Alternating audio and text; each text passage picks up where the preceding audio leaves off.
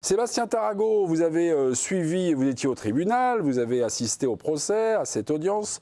Rappelons, Sébastien, que le jugement sera rendu le 30 janvier prochain, résultat des courses donc à partir du 30 janvier. En suivant le direct, Sébastien, sur le live d'équipe, j'avais moi l'impression, c'est une impression de lecteur, d'une grande tension dans les échanges. Vous étiez là-bas, est-ce que c'était le cas?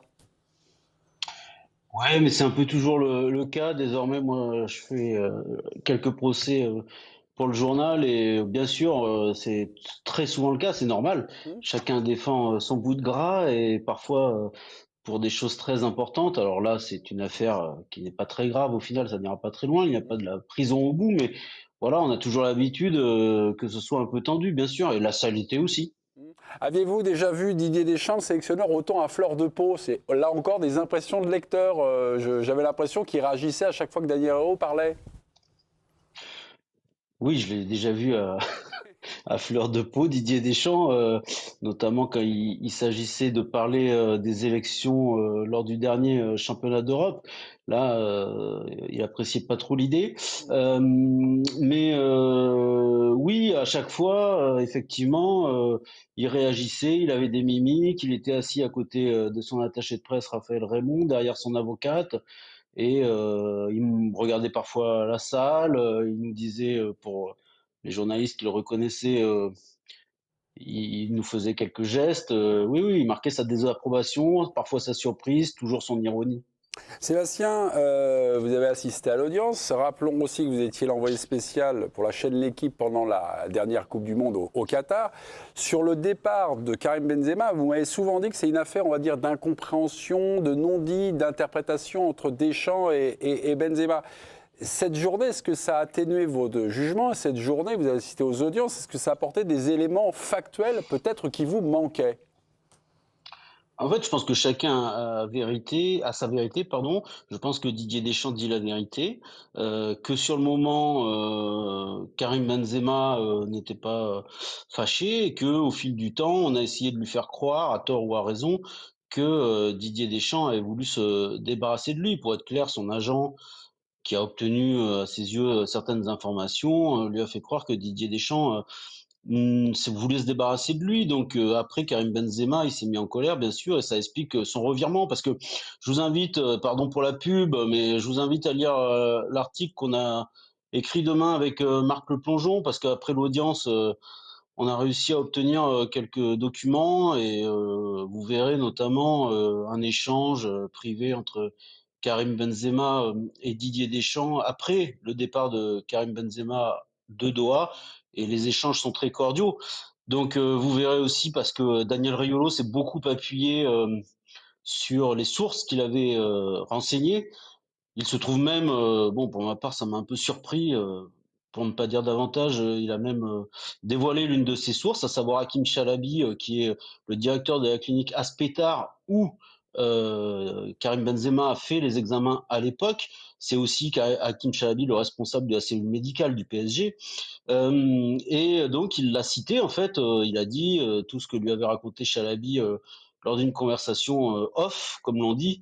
Et il se trouve que cette conversation, il l'a enregistrée, Daniel Riolo, vraisemblablement à l'insu de Hakim Chalabi, et nous nous sommes procuré l'enregistrement de cette conversation, et c'est assez intéressant, vous lirez tout ça dans l'équipe demain, mais voilà, Hakim Chalabi va à l'encontre de Franck Le Gall, pour être clair, il va à l'encontre de ce que dit le médecin de l'équipe de France. Je rappelle simplement que quand Karim Benzema se blesse, on est 3 jours avant France-Australie, donc il y a une IRM qui est passée, le diagnostic de Franck Le Gall qui regarde l'IRM et cette image.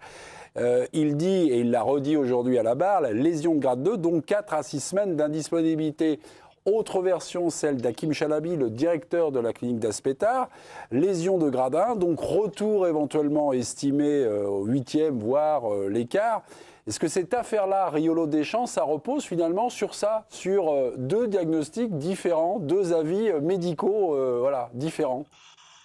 Bah, ce qui est sûr, c'est qu'il y a deux avis médicaux différents, ça c'est absolument certain. Et puis après, il se trouve que Franck Le Gall, médecin des Bleus, et Hakim Chalabi, médecin directeur de la clinique Aspetar et responsable de la cellule médicale du Paris Saint-Germain, ne s'aiment pas beaucoup. Vous avez pu constater récemment qu'il y avait pu y avoir quelques échanges étranges, en tout cas des désaccords entre les deux parties. Donc ils ne s'aiment pas et Franck Le Gall, qui est quelqu'un d'assez spontané et sans filtre, a été extrêmement désobligeant, enfin, en tout cas désagréable, on va dire, à l'égard de Monsieur Chalabi, et du Qatar d'ailleurs dans son ensemble. Daniel Riolo a traité de menteur Didier Deschamps donc, sur le départ de Benzema au Qatar, en s'appuyant donc sur ce diagnostic d'Hakim Chalabi. Est-ce qu'il a commis une erreur en ne confrontant pas ses sources, voilà, avec des sources contradictoires ou pas? Est-ce que finalement, là aussi, c'est le nœud de l'affaire?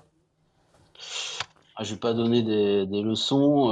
Après, concrètement, ce qui est sûr, c'est que lorsque Daniel Riolo pardon, s'exprime en janvier, donc juste après la Coupe du Monde, je pense qu'il ne connaît pas vraiment Hakim Chalabi, puisque dans l'enregistrement que nous avons pu nous procurer, il est clair que les deux hommes ne se connaissent pas bien, et cet enregistrement date de fin mars, à savoir le jour où on apprend que Didier Deschamps porte plainte contre Daniel Riolo. Donc à ce moment-là, vraisemblablement, Daniel Riolo appelle Hakim Chalabi, parce qu'en fait, il avait eu la source Hakim Chalabi via une autre source, donc il ne l'avait jamais eu directement, manifestement. Et dans cette conversation, on apprend par exemple que Chalabi lui dit « Bon, on se tutoie, hein ». Donc début janvier, ils ne se connaissaient pas. Ok. Avez-vous un moment pensé dans... Je suis clair ou pas? Ah ben c'est très clair, ouais, c'est très clair. Ah ouais, c'est cadré. Magnifique, magnifique. Sébastien, Sébastien. Sébastien, comme d'habitude, je vous ferai une petite note de service après votre intervention, mais laissez-moi vivre ce moment, s'il vous plaît, Sébastien. Et un moment, est-ce que Non, vous mais avez... j'ai peur de pas être clair. Non, non, non, non, c'est très bien. C'est cadré, c'est même très vrai. cadré. Avez-vous un moment pensé au cours de cette audience, de ce procès, qu'il manquait un personnage principal? C'était Karim Benzema. Oui, enfin, on aurait été ravis d'avoir Karim Benzema, parce que c'est vrai qu'il se trouve que Karim Benzema a toujours dit dans ses réseaux, en tout cas dans une publication, qu'il dirait un jour la vérité et qu'il donnerait sa version. Et puis c'est vrai que combien de temps après, 3 ans après, on l'attend encore. Donc il s'est jamais exprimé sur le sujet. Donc évidemment, Didier Deschamps profite de cela pour dire que s'il n'a pas donné sa fameuse version, c'est sans doute parce que la bonne version, c'est celle de Deschamps. Jugement sera rendu le 30 janvier prochain. Si on compare cette journée à un match de foot, vous qui étiez dans les tribunes... Vous qui étiez dans les tribunes, ah vous me voyez venir, hein. Qui a gagné le match aujourd'hui? Qui sort vainqueur? Vous pouvez dire un match nul si vous êtes un peu... Franchement, sur les faits, parce que moi je veux pas rester sur les impressions d'audience, où parfois il peut y avoir beaucoup de vide en fait, malgré le spectacle. Les éléments ils sont plutôt favorables à Didier Deschamps, et d'ailleurs le procureur de la République a réclamé à ce que Daniel Riolo soit condamné. Après, dans ces histoires de diffamation, franchement, c'est rare quand même d'être condamné, donc on verra bien, mais là, je pense qu'il y a une chance. Et en tout cas, le procureur de la République a donné raison quasiment à 100% à Didier Deschamps. C'était Sébastien Tarago en direct de son domicile, qui est juste situé devant le tribunal. Ah oui, je suis désolé, Bernard. On vient de finir il y a 5 minutes le papier, là. Ok.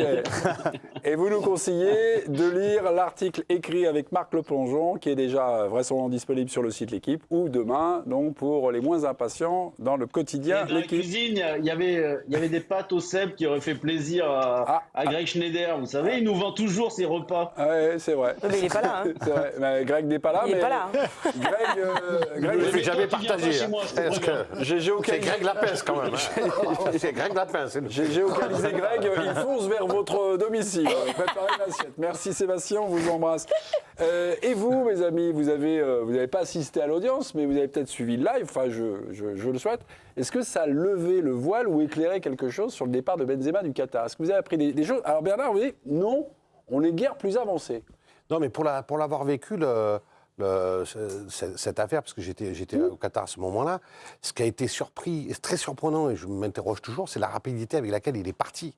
Il n'y avait absolument aucune urgence, parce que je me souviens, on était à l'hôtel, Loïc Tanzi part à la clinique, fait la vidéo pour montrer que Karim Benzema.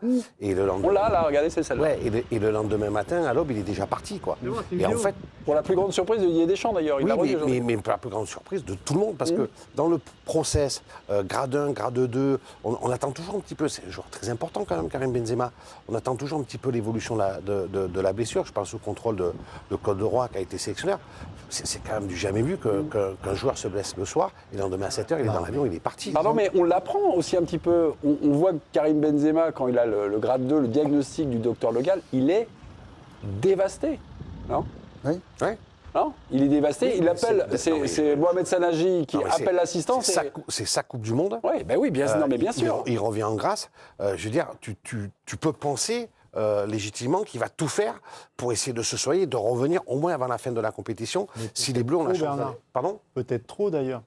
C'est-à-dire trop. Ben, en fait, il faut se remettre dans le contexte du moment, c'est-à-dire que Karim Benzema, ça fait un mois qu'il n'a pas joué. 26 minutes, enfin, sur. Voilà. ouais, Il avait vaguement joué, mais déjà les semaines précédentes, Ouais. en gros, depuis son début de saison. C'est un peu comme si demain, il y avait une Coupe du Monde dans un mois et qu'on se disait, est-ce que Dembélé va pouvoir la faire? Ouais, C'est un peu la même chose. Ouais, un peu. Donc on est dans une situation où l'équipe de France vient d'enregistrer des forfaits importants, où il y a des joueurs qui ont été très cash. Je pense à Presnel Kimpembe, juste avant, qui a été transparent avec le staff, qui a dit, voilà, ça ne va pas le faire, donc ça ne sert à rien, machin. Il y a eu Mac Maignan, il y a eu plein de choses. Et conjointement, il y a Raphaël Varane. Les deux sont un peu sur le côté, ils font les entraînements individuels. Les ressentis de Varane sont bien compris par le staff, on avance et on a un petit peu de visibilité. Avec Karim Benzema, et ce n'est pas une attaque contre lui, je pense qu'effectivement, c'est la Coupe du Monde de sa vie. Il a tout gagné avec le Real, il a le Ballon d'Or, il sait que c'est la dernière, c'est le moment ou jamais, quoi. Et je pense qu'il y a une telle pression autour de ça que lui-même, ça le perturbe, que dans son ressenti de sa blessure, il a du mal à revenir, à expliquer, à comprendre. On n'avance pas. On est à 3 jours du premier match d'une Coupe du Monde. Et là, il y a cet instant-là, il fait son premier entraînement collectif et il se répète. Et là, grade 1, grade 2, machin, truc, c'est... Didier Deschamps, pourquoi est-ce qu'il est là où il est aujourd'hui? Pourquoi il a gagné tout ce qu'il a gagné en tant que joueur et en tant que sélectionneur? C'est parce qu'il a une expérience de ces moments-là qui sont charnières. Il y a une vie de groupe, il y a une compétition qui approche. Enfin, je vais laisser Claude embroyer sur ce terrain-là. Mais quand tu es en responsabilité de la Coupe du Monde, que tu es un des pays favoris pour aller au bout et que tu es un joueur de cette dimension, tu sais très bien que si pendant 3 semaines tu te fades tous les matins, tous les midis, tous les soirs, il en est où Karim Benzema, le grade 1, le grade 2, le machin, est-ce qu'il s'est gratté le nez, est-ce que tu te pourris ta On l'a vécu en compétition? 2002 avec Zidane. hein. Tu te pourris ta compétition, donc à ce moment-là, il y a une 2004 avec décision à Patrick prendre. Vieira, Et Karim Benzema, je pense qu'il comprend très bien que c'est le drame, c'est le machin. Et comme tous ceux qui ont un arrêt net du rêve de leur vie à ce moment-là, ils parlent le plus tôt possible et finalement tout s'explique, c'est logique. puis- Claude Leroy, moi j'avais une question à vous poser, parce que j'ai appris comme ça de manière complètement fortuite sur l'importance ou l'ego des services médicaux dans les clubs. Il paraît, le monsieur qui m'a dit ça, qui est un ancien international, ancien joueur de grands clubs, m'a vaut dit tous les romans. tu ne mesures pas, moi ce qu'il m'a dit, tu ne mesures pas l'ego des médecins. Et je pense qu'on en a eu un bon exemple aujourd'hui à travers la diatribe Ouais, de Franck Le Gall sur Hakim Parce qu'en Chalabi. plus, Franck Le Gall, il a un langage un peu cru, quoi. Oui, il est cash, il est direct. Il fait pas de cadeaux, mais au moins, c'est le docteur Le Gall. Je suis content qu'on ait pu entendu, peut-être un peu Sébastien, mais qu'on ait pu entendu parler du docteur Hakim Chalabi, Pourquoi? qui n'est pas un docteur, qui est un directeur médical, mais qui n'a pas les diplômes du docteur et qu'on a pendant une bonne dizaine d'années appelé docteur. Tout le monde l'appelait docteur partout. Donc, ça veut dire que aussi les docteurs, par rapport à leur cursus, reconnaissent de la compétence ou pas aussi, sur ceux qui ne le sont pas. Et c'est vrai que comme chez les théâtreux, chez les médicaux, il y a des querelles d'ego tout le temps entre quelquefois les kinés, Oui. les ostéopathes, les spécialistes de médecine sportive, Ce que j'ai appris, c'est qu'il y a les chirurgiens. Ce que j'ai appris, c'est qu'il y a aussi des concours en disant, imaginons que vous soyez encore Sur joueur. les diagnostics. Sur les diagnostics.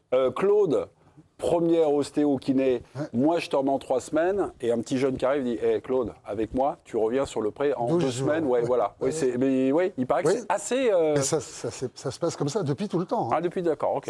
C'est pas nouveau. Moi, j'ai démarré, hélas, il y a presque 60 ans ma carrière professionnelle. C'était déjà comme Ah, ça. c'était déjà, d'accord, ok. Alors Ok. que les cellules médicales n'avaient, loin s'en faut, pas du tout la même importance que maintenant. C'était déjà comme ça. Mais pour revenir à, Oui, voilà, cette fin de la histoire, parenthèse. comment on peut penser une seconde que Didier Deschamps va mentir sur une blessure d'un joueur? Mais quand on connaît le parcours de Didier, quand on connaît la façon dont il est structuré, mais comment on peut penser ça une seule seconde sans dire n'importe quoi? Bien évidemment. Claude, est-ce que Vous êtes- c'est vous êtes surpris- l'audience qui vous a permis de confirmer ça ou c'était déjà Non, moi, une idée que vous aviez avant c'est cette ce audience que de je toute c'est ce façon, que je il a- pense, c'est le dépôt. Claude, il n'a pas la compétence, lui, il s'appuie. Didier Deschamps n'a pas la compétence de dire si c'est blessé gravement ou pas. Il fait Oui, le confiance. gradement, Non, mais enfin, quand il fait, quand il tu fait passes- confiance à son quand tu docteur passes qui Non, est mais avec lui Eric, depuis des quand tu années. passes sous tes diplômes d'entraîneur, tu fais quand même un travail fou de physio, de bio, Oui, mais d'anat. enfin, tu n'as pas la compétence quand même Non, d'un tu n'as docteur. pas la compétence, mais tu as le vécu d'une Enfin, carrière. moi, je vais te dire quand même une chose qui me perturbe, parce que cette affaire, c'est un épiphénomène. Moi, je dis surtout Benzema, parce que j'ai entendu Sébastien parler. Non, ce qui met le doute, c'est que Benzema a envoyé un texto ou un message menteur Ouais. à un moment Oui, oui, donné. ouais. Et alors que... Et combien de temps après? Non, mais moi, cette affaire, pour moi, c'est Benzema Deschamps. Parce que c'est Benzema qui remet dans le jukebox une pièce en disant menteur. Tu comprends rien. Ouais. Et Sébastien a bien dit, sûrement la vérité, et c'est pour ça qu'il n'a jamais démenti, c'est que c'est la vérité de Deschamps. Mais moi, je pose une dernière question, et Claude va répondre, mais bon, nous, au rugby, on ne fonctionne pas comme ça. Mais Non, bon, mais pourquoi moi, on je ne fonctionne pas, fonctionnerais le pas rugby. comme ça non plus au football si j'étais... Et ce que je, bien sûr, Mais je posez suis pas. votre question, monsieur Blanc, à monsieur Leroy. Voilà, c'est si Platini est parti blessé, Zizou, dans des conditions, j'entends ce que disait Philippe, on aurait parlé de Benzema sans arrêt. Mais ce qui est incroyable, c'est que celui qui ramène Benzema, c'est Deschamps. Ouais. La Ligue des Nations est fantastique. Ouais. Moi, je te dis, j'ai revu l'équipe de France qui me plaisait avec un duo Mbappé-Benzema devant l'Espagne, etc. Là, fait. donc je me dis, il le veut. Oui. Mais ce que je ne comprends pas sincèrement, c'est que même s'il lui dit c'est mort et que Benzema n'a plus sa faculté de trancher, tu vois, il est déçu, Oui, il est vient de se dévasté. reblesser. S'il le voulait, et il aurait dit, écoute, mais que n'importe quel entraîneur aurait dit, écoute, demain matin on se voit, on va laisser 48 heures, reposer, et on prend une décision. Et là, ce qui est incroyable, c'est là, qu'à il y a- 6 heures du matin, le mec, il est déjà Mais dans c'est- l'avion, oui, mais et il est parti. C'est pas comme C'est ça pas de que la les folie. choses se passent. Moi, Non, mais je termine. Non, mais juste une chose, c'est que non, si mais- c'était un joueur qu'il est. Moi, je pense qu'il a du respect pour Benzema, qu'il a utilisé, qu'il en a eu Mais c'est- besoin. mais c'est L'équipe de France ne fonctionnait pas à l'époque. Attends, Elle est où, la question j'essaye. Ouais. Non, mais Non, Mais votre la question, c'est que tu dois le garder et attendre. Mais et non, vous, mais- vous me mais faites oui, mais la il va pas théorie laisser. du mec, il Mais faut non. qu'il reparte parce qu'il Mais va c'est- gêner. non, Il il va, va pas laisser. c'est-à-dire, il va gêner tous les matins. Oui, ok.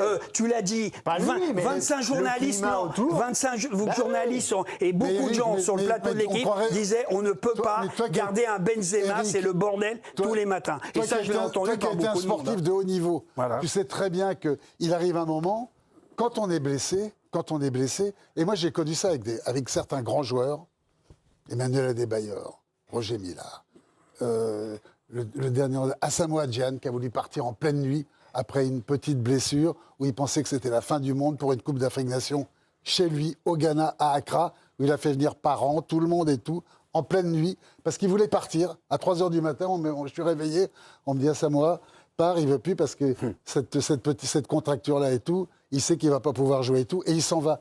Donc, ces joueurs-là qui sont différents, il arrive un moment, quand ils ont le sentiment qu'ils ne vont plus pouvoir apporter tout ce qu'ils peuvent apporter, ils n'ont qu'une hâte, c'est partir. Ah, mais qu'est-ce que C'est tu as quitter fait, le toi groupe.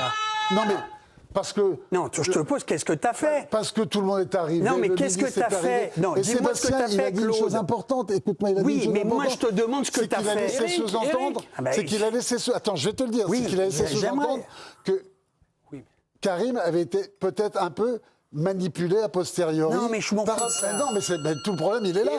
Eric, si Enfin, vous j'aimerais avez bien- savoir ce que toi, t'as fait. Eric, Moi, si, oui. Eric, si vous avez bien écouté l'audience, Deschamps a même été surpris par le départ express de Karim Oui, mais il Benzema. lui a jamais dit, il lui a pas dit, calme-toi, Oui. Karim. Ah, mais il n'a pas eu le temps. Non, mais Et moi, si, il y a il une aurait chose. pu lui Non, mais attends, dire. Eric, Bon, moi, il y a une chose, je vais dans le sens de. Parce qu'au final, pour répondre à ta question, vrai. aujourd'hui, la seule personne qui peut clarifier C'est Benzema. Mais c'est Benzema. Oui, bien sûr. Parce que, comme l'a dit Sébastien, quand il fait la fameuse interview où il dit « j'expliquerai », et c'est vrai, ça fait 3 ans qu'on attend son explication. La seule personne qui a cette réponse, c'est ça. Aujourd'hui, d'ailleurs, c'était pas le procès sur la blessure de Benzema, c'était un procès pour diffamation entre un journaliste et un acteur du foot, en l'occurrence. Et d'ailleurs, même l'avocat de Daniel Riolo l'a dit au cours de la séance. Il a dit aujourd'hui on n'est pas là pour parler de Benzema ni de l'affaire Benzema, mais sur la personnalité de Didier Deschamps. Alors oui, il se trouve que le cas Benzema est ce qui cristallise finalement l'attention et ce procès pour diffamation. Mais aujourd'hui, la seule personne qui peut clarifier et répondre à Didier Deschamps,